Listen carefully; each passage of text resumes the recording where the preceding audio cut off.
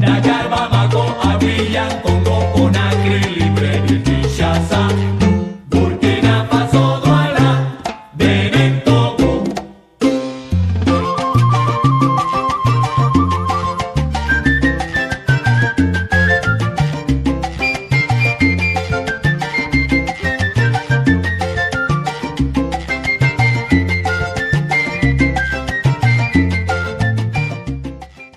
Je suis allé voir la DRH pour dire coupez mon salaire parce que moi, je pars à la retraite à telle date et je ne veux pas du tout qu'un seul rond de l'État me suive. Je ne veux pas d'ordre de service. Il n'existe pas de parcours spécifique qui conduit quelqu'un au métier de consultant. Mais aujourd'hui, avec la naissance un peu partout des cabinets, des structures de consultation, ça demande quand même qu'on regarde son contenu.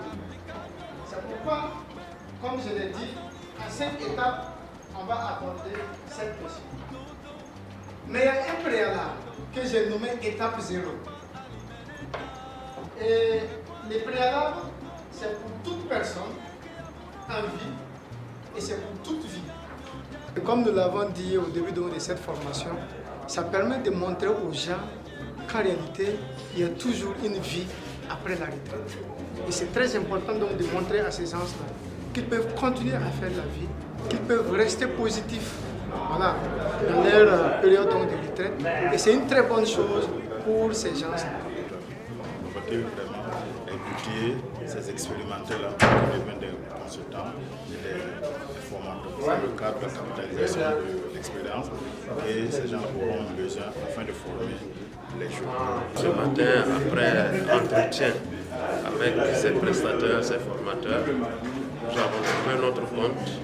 Nous avons trouvé qu'effectivement, il faut pouvoir s'organiser, se faire connaître, et effectivement faire des partages d'expériences pour que chacun de son côté puisse améliorer sa prestation.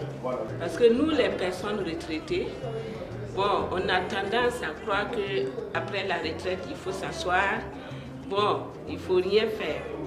Cependant, nous avons beaucoup à donner à la société. Nous avons des expériences personnelles et nous avons aussi la jeune génération qui attend beaucoup de nous.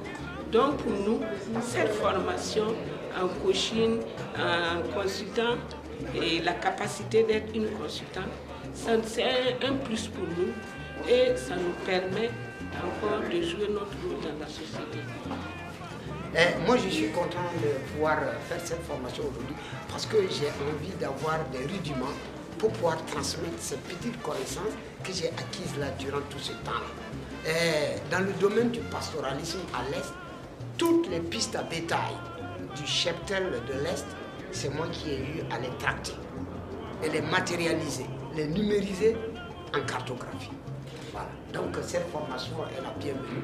Nous sommes très contents. Si aujourd'hui on arrive à nous donner une base, un fondement, pour que nous puissions retransmettre, donner ça à la génération à venir, bon, parce que je pense que nous ne sommes pas ça, sinon je dirais que nous sommes finis, mais qu'on laisse quelque chose derrière nous pour la jeune génération.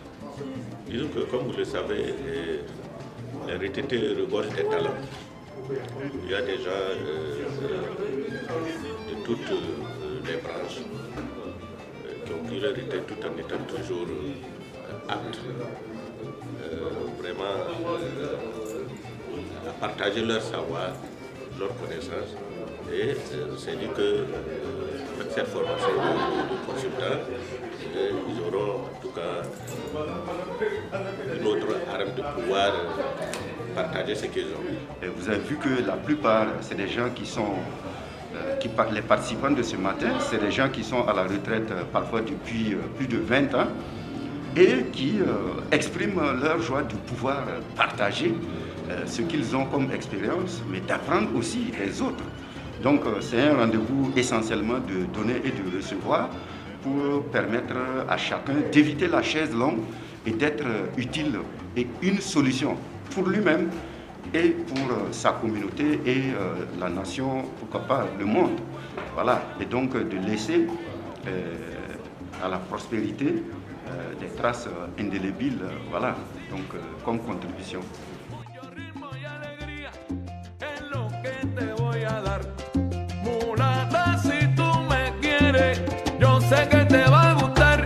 linda africana.